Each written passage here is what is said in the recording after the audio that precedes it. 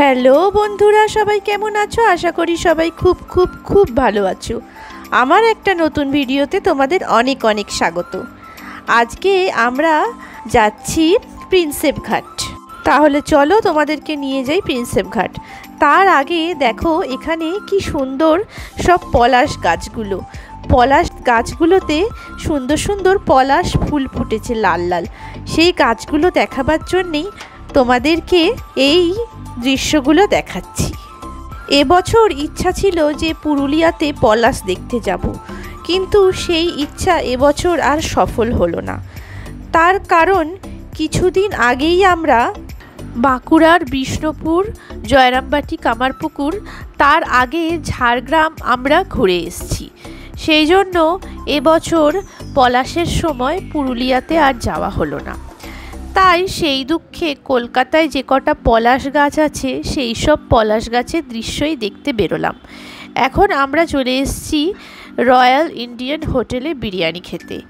এখানে আমরা লাঞ্চ করব। এই বিরিয়ানির ভিডিও তোমাদের আরেকদিন দেখাবো। লাঞ্চ করে আমরা চলে এলাম প্রিন্সেপ ঘাট। প্রায় 4টে নাগাদ আমরা প্রিন্সেপ ঘাটে গিয়েছিলাম। আমরা অনেক বছর আগে প্রিন্সেপ ঘাটে এসেছিলাম, তখন এত সুন্দরভাবে এই প্রিন্সেপ ঘাটটাকে সাজানো হয়নি। এখন দেখছি খুব সুন্দরভাবে প্রিন্সেপ ঘাটটাকে সাজানো হয়েছে। প্রচুর মানুষ এসছে সপ্তাহান্তে বেড়াতে, আর প্রচুর প্রি ওয়েডিং শ্যুটও হচ্ছে। দারুণ লাগছিল। আগে এই স্মৃতিসৌধটির ভিতরে ঢোকা যেত, কিন্তু এখন সম্পূর্ণভাবে এটিকে ব্যারিকেড করা আছে। তাহলে চলো বন্ধুরা, তোমাদের প্রিন্সেপ ঘাট সম্বন্ধে কিছু তথ্য দিই। প্রিন্সেপ ঘাট হলো ভারতের হুগলি নদীর কলকাতা তীর বরাবর ব্রিটিশ রাজ্যের সময় 1841 সালে নির্মিত একটি ঘাট।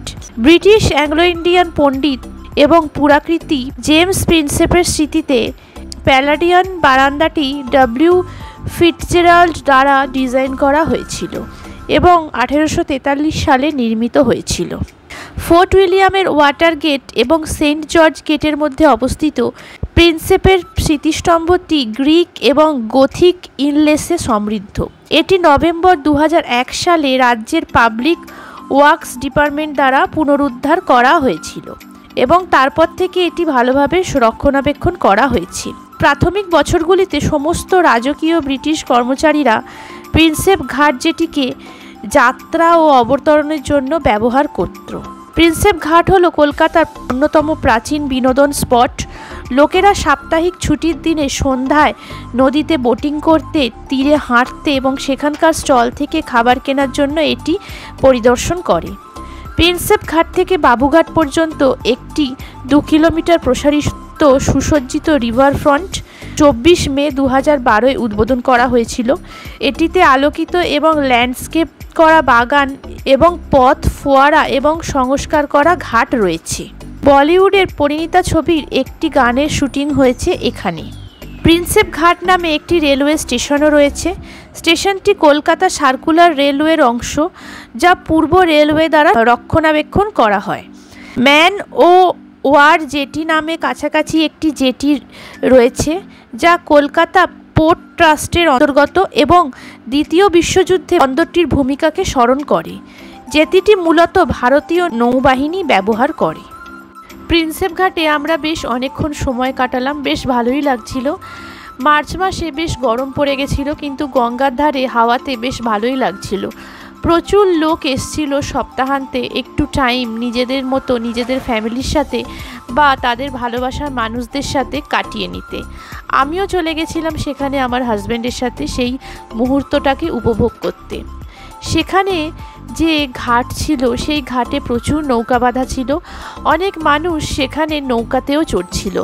আমরাও একটা নৌকাতে দরদাম করলাম, কিন্তু আমাদের মনে হলো যে অনেক টাকা চাইছে, অনেক বেশি টাকা চাইছে। আমরা মাত্র 2 জন ছিলাম।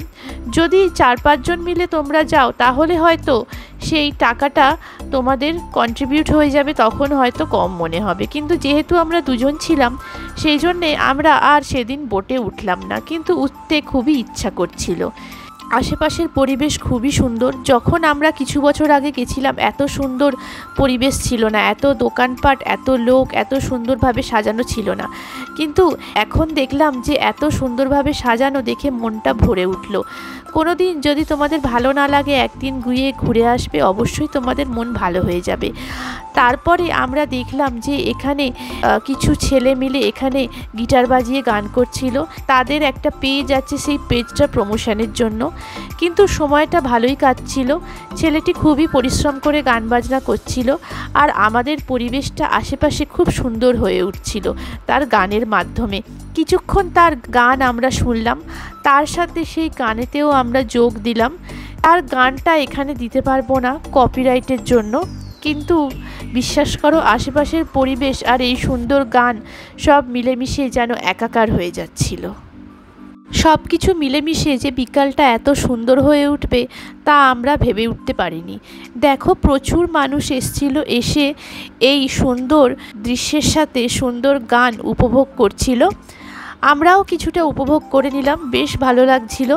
ফিরে যাওয়ার সময় একদিকে সূর্য অস্ত যাচ্ছে, অন্যদিকে এত সুন্দর একটা গান। তারপরে আমরা এখানে কিছু দোকানপাট ছিল, সেখান থেকে একটু চা খেয়ে নিয়ে আমরা বাড়ির পথে রওনা দিলাম।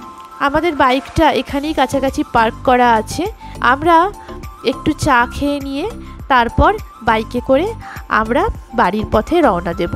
বন্ধুরা, ভিডিওটা তোমাদের কেমন লাগলো অবশ্যই বলো। আশা করি ভিডিওটা তোমাদের খুব ভালো লেগেছে।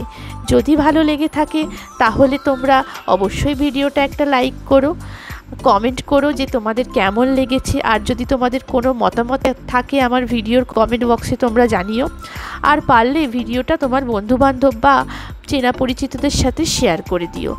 আর আমার চ্যানেলটা সাবস্ক্রাইব করো, তাহলে আমি আরও নতুন নতুন ভিডিও বানাবার মোটিভেশন পাবো। আর মনে করে বেল বাটনটা প্রেস করে দিও ফর মোর ভিডিওস নোটিফিকেশন। তাহলে বন্ধুরা, এখন এই পর্যন্তই। আবার তোমাদের সাথে দেখা হবে নতুন কোনো ভিডিওতে নতুনভাবে। আর দেখো, যাওয়ার সময় এই প্রিন্সেপ ঘাটের ভিতরের আলোগুলো জ্বালিয়ে দেওয়াতে কত সুন্দর দেখতে লাগছিল। প্রচুর লোক এখনও সেখানে ছিল, প্রচুর লোক তাদের নিজেদের মধ্যে নানা রকম ভিডিও তুলছিল, ফটো তুলছিল, প্রি ওয়েডিং শ্যুট হচ্ছিল। তারপরে আরও দেখছিলাম নানা রকম শ্যুটিংও হচ্ছিল। ভিডিওটা তোমাদের আশা করি ভালো লাগলো। তাহলে বন্ধুরা, আজ এই পর্যন্তই। সবাই ভালো থেকো, সুস্থ থেকো, সাবধানে থেকো। খুব তাড়াতাড়ি আসছি আর একটা নতুন ভিডিও নিয়ে তোমাদের সাথে নতুনভাবে গল্প করতে। আর এই ভিডিওটা ছিল 3 মার্চের ভিডিও। আমার নতুন একটা ভিডিওর জন্য সবাই কিন্তু অবশ্যই অপেক্ষা করো। Tata, bye bye.